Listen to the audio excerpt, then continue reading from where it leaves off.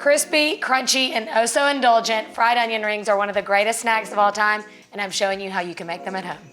Whether you like them battered or breaded, at the end of the day, you want something that's crispy and crunchy on the outside and soft, tender, and sweet on the inside. And I'm so nice, I'm gonna show you both ways. Let's start with the star of the show, the onion. Really, any type of onion will work for onion rings. It's a matter of taste.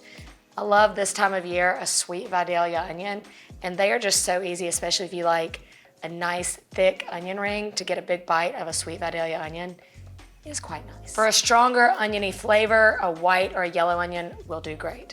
Doesn't matter, it's up to you, whatever's on sale. Speaking of on sale, when you can pick up a bag of onions, the rest of the ingredients are super cheap.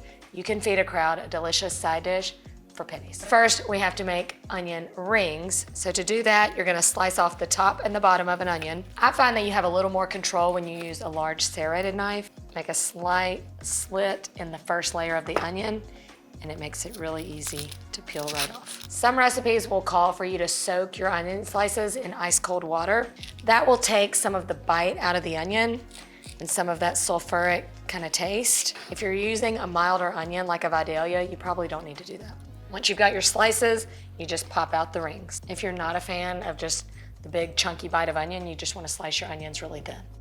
You really get a lot of onion rings out of one onion. I would say you could figure 2 to 3 people per onion. Again, making this a super affordable treat. Onions are ready, let's talk about the coatings. I'm gonna start with the breaded variety.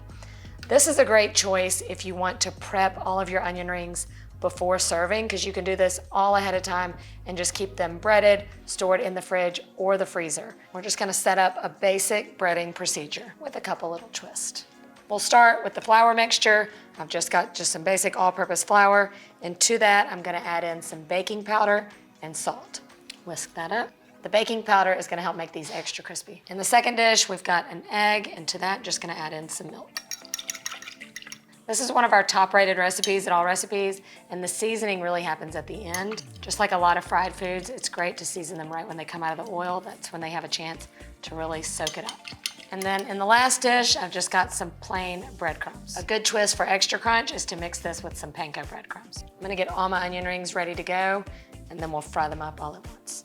The flour simply takes the moisture off of the top layer of the onion and gives the egg something to stick to. Into the egg, and then you wanna let all the excess drip off, and then straight to the breadcrumb. You can do this whole process if you're doing the breaded onion rings ahead of time and just leave them on a wire rack, stored in the fridge or even the freezer. You wanna keep them separated so they don't stick together. Now it's time to batter up.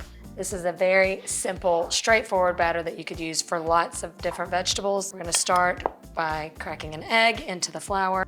Whisk that in with a cup of milk and a couple tablespoons of vegetable oil. It is okay if the batter's a little lumpy. This to me is the time saver option. Like, batter came together in less than a minute.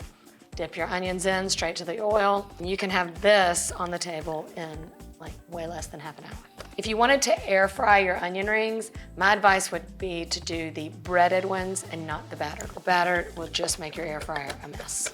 You can batter them in batches and then go to the oil. I think a lot of the batter might slide off the onion, and I just think it's really easier to take this to your frying station, go straight from the batter to the oil, and enjoy the onion ring. Let's go. While I'm on it, I'm gonna start with the battered ones. We're gonna go straight from the batter, let the excess drip off, and into the oil. Talk about cheap. If you like little bundles of shoestring onions, like to top on burgers, the batter is a good way to go. If you can, flip them about halfway through. Oh yeah, these are gonna be good. Look how crunchy and perfectly coated these are. This is easy. I don't think you can go wrong with either recipe, but let's see what the breaded ones look like. For the breaded onion rings, I'm gonna hit them with a little seasoned salt, like it really came straight from the bar. I'm loving the look of these breaded ones. You can tell they're gonna be extra crunchy. Let's serve them up. These look so good. Let's do a little crunch test, shall we?